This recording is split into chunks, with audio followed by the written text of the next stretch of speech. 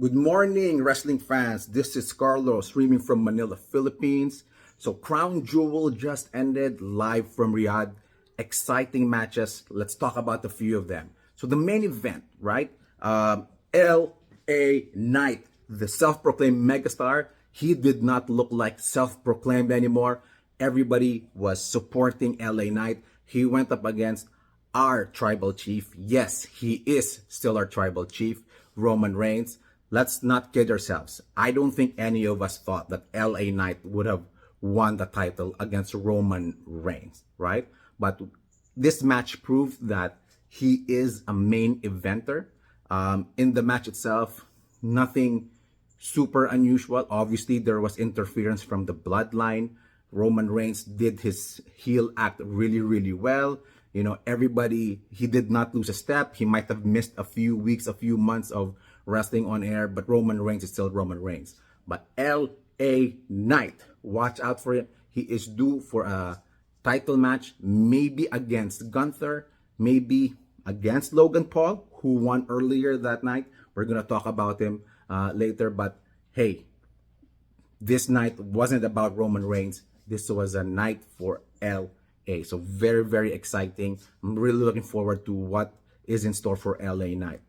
So speaking of bloodline, one of the more interesting matches in the day was Solo Sikoa versus John Cena.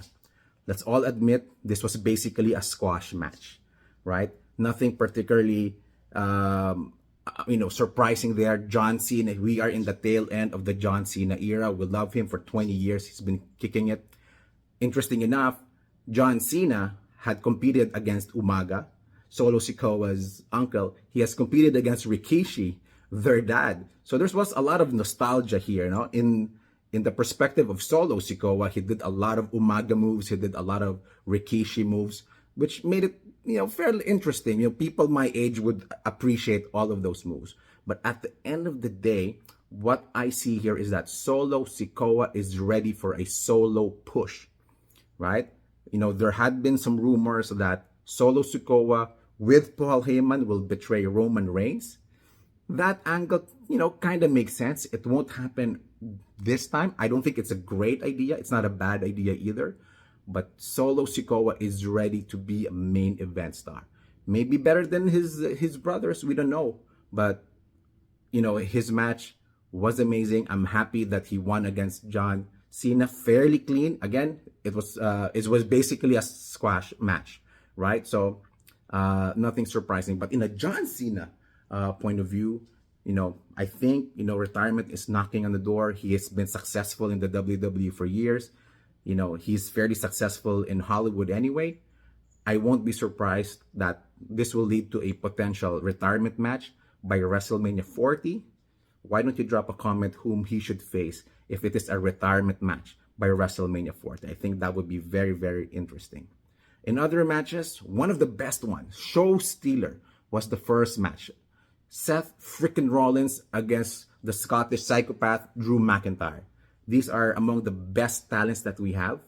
The more interesting part here is that it was a clean match from start to end. It took a pedigree and a stomp for Seth Rollins to eventually beat Drew McIntyre. Now, what will happen next? Will Drew McIntyre turn heel and join Judgment Day? One thing I could say, and I would like to recommend, I hope the WWE Universe agree with me, Drew McIntyre should turn heel, but not go to the Judgment Day. One thing that they can do, hold your horses here, why don't we bring back 3MB? Jinder Mahal is there. Heath Slater's contract in TNA is almost up. Bring back the three-man band.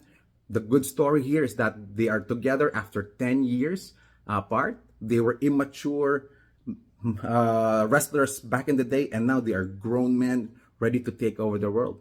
And why not? Imagine this, 3MB versus Judgment Day, or maybe 3MB versus the Bloodline.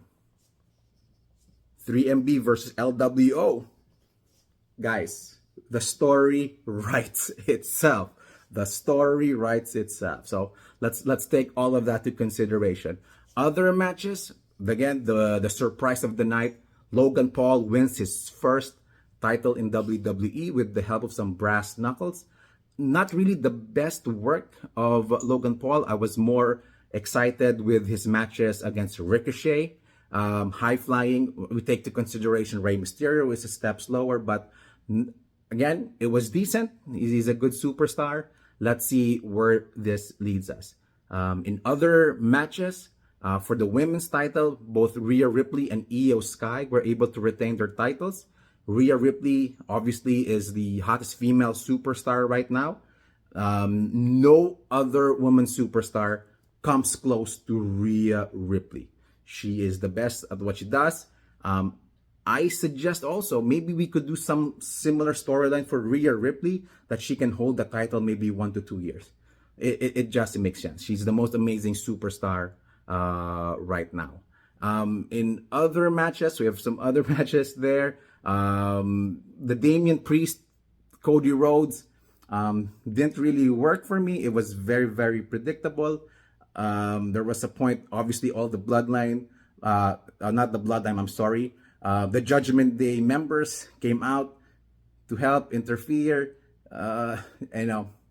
Nothing particularly surprising there. But overall, I think this particular crown jewel, out of 5 stars, I give it a 3.5. The previous crown jewels were a little better, but again, highlight of the night, even in the loss, LA Knight, and in the win, Solo Sikoa. So guys, if you think I make sense, drop a like, subscribe, put some comments. Let's discuss wrestling. Okay, if you're a wrestling fan, I'm happy to listen to you guys. Have a good night. So watch the reruns of Crown Jewel. Exciting stuff. Thank you.